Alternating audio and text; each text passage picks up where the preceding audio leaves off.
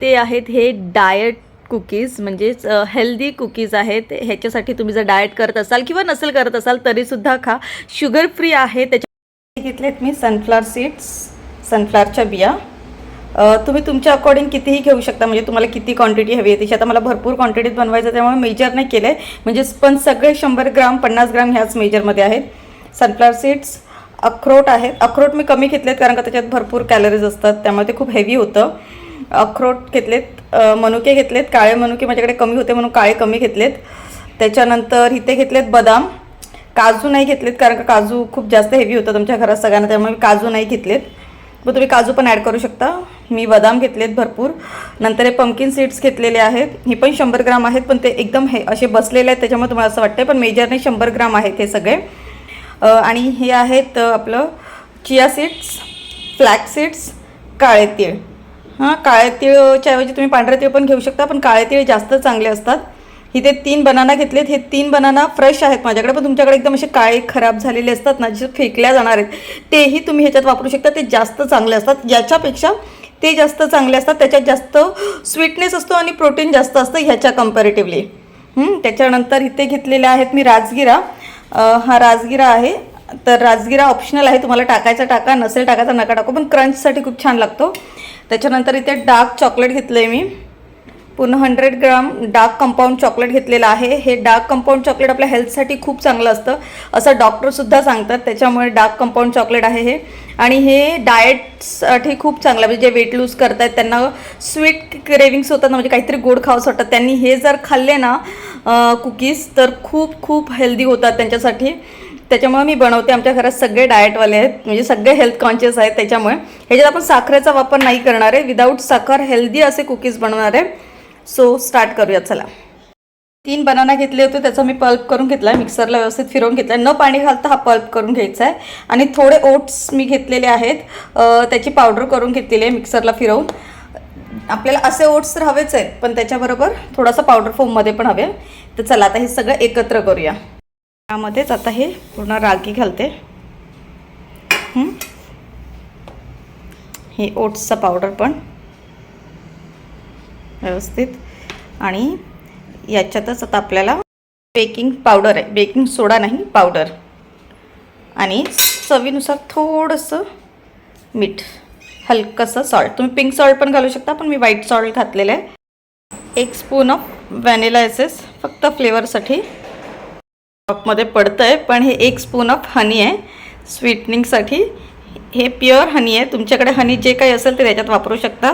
आणि तुम्हाला जितकं गोड हवं आहे त्याच्या हिशोबाने तुम्ही ह्याच्यात शुगर पण टाकू शकता, म्हणजे ब्राऊन शुगर वगैरे घालू शकता, शुगर पावडर वगैरे.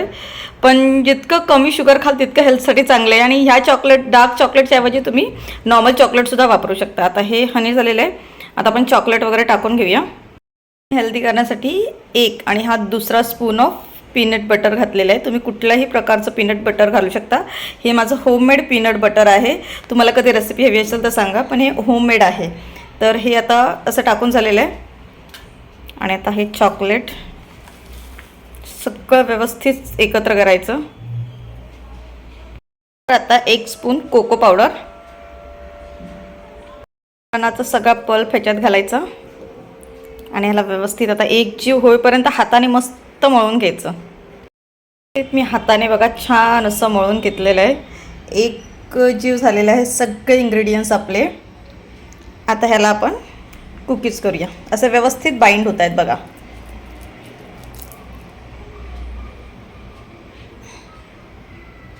छान बाइंड होत आहेत आणि बघा किती छान सगळे लागलेले आहेत एकत्र. साठी मायक्रोवेव्हची डिश घेतलेली आहे, त्याच्यामध्ये बटर पेपर लावून त्याला ग्रेस करून घेतले. तुम्ही ऑइल किंवा बटरने करू शकता, मी थोडंसं तूप लावून त्याला ग्रेस करून घेतलेलं आहे. आता ह्याचे तुम्ही छोटे छोटे टिक्की बनवून, म्हणजे असे कुकीज बनवून पण ठेवू शकता, पण मी आज काहीतरी वेगळं ट्राय करते, बघूया. आता इथे व्यवस्थित मी बघा हाताने थापून आधी त्याला पूर्ण एकत्र एक लेवल केलं ह्या पॅनच्या साईजने. आणि हाताला थोडंसं तूप लावलं मी आणि मग थापलं. एकदम जास्त पण तूप नाही, पण थोडंसं लावून एक इवन आपण चपाती कशी लावतो एवढी पातळ नाही, पण निदान जाड अशी थोडीशी, एवढीशी जाड होईल अशी एक लेवल थापून घेतली. आणि त्याच्यावर हलक्या हाताने कट्स दिलेले आहेत, म्हणजे जे आपण चिक्कीच्या वड्या कशा काढतो तशा काढायचा विचार केला आहे मी, म्हणजे असे कुकीज न करता चौकोन शेपमध्ये. तर बघूया आता कशा होत आहेत त्या. आता व्यवस्थित त्यांना मी कट्स दिलेले आहेत, दिसत आहेत तर खरे स्क्वेअर पीसेस. पण आता बघूया बेक झाल्यावर काय होतं आहे.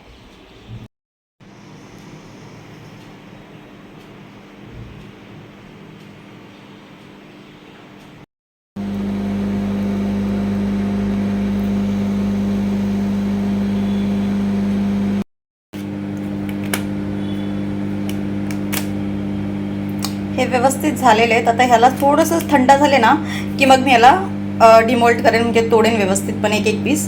पण इथे आता मी कुकीजच्या शेप करून घेतलेले आहेत आणि इथे एवढ्या लावलेल्या आहेत, 9 आहेत आय गेस या. आता ह्या मी प्रीहीट ओव्हनमध्ये ठेवणार आहे. हे माझ्या ह्या कुकीज रेडी आहेत.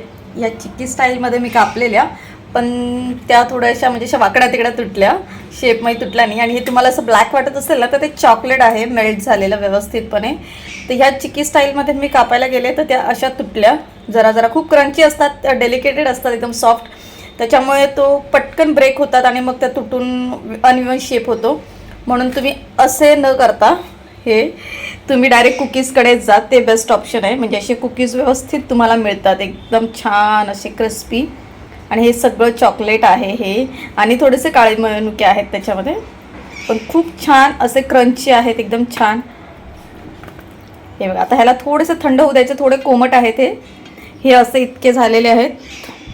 आणि इथे आता हे थोडं थंड झाले, म्हणजे पूर्ण थंड झाले ना त्याच्यानंतर ह्याला मी बर्नीत भरून ठेवणार. आणि मिनिमम 20 ते 25 दिवस हे टिकतात. मॅक्सिमम महिनाभर पण टिकतील, पण महिनाभराच्या वर ठेवू नका, खराब होतात, कारण त्याच्यात बनाना आहे. आणि जेवढं लवकर संपवाल तेवढं छान आहे. आमच्या घरात तर 10 दिवस पण टिकत नाहीत, कारण का प्रत्येकाच्या टिफिनमध्ये जातात. नाश्त्याला पण सकाळी एक एक कुकीज सगळेजण खातात, त्याच्यामुळे प्रोटीन सोर्स आहे. तर नक्की करा. आता ह्यानं मी बरणीत भरेन थोड्या वेळाने. इतके कुकीज माझे बनवून आहेत, पूर्ण बरणीभर केलेले आहेत. मी मोजले नाहीत, पण अंदाजन 40 ते 45 आहेत. ही 2.5 किलोची बरणी आहे आमची. त्याच्यामध्ये पूर्ण कुकीज असे बसलेले आहेत छान. आणि थोडे उरलेले कुकीज आहेत ना, मी त्या चिक्कीवाले जे होते ते मी वेगळ्या डब्यात ठेवून दिलेत छोट्याशा. पण हे इतके छान आहेत. आता हे 20 ते 25 दिवस आमच्या घरात संपून जातील, मग पुन्हा नवीन बॅच बनवते. पण नक्की बनवा. आता हा जो पसारा झाला आहे ना तो सगळा आवरते, म्हणजे सगळाच पसारा झालेला आहे घरामध्ये. आता तो सगळा आवरायचा आहे.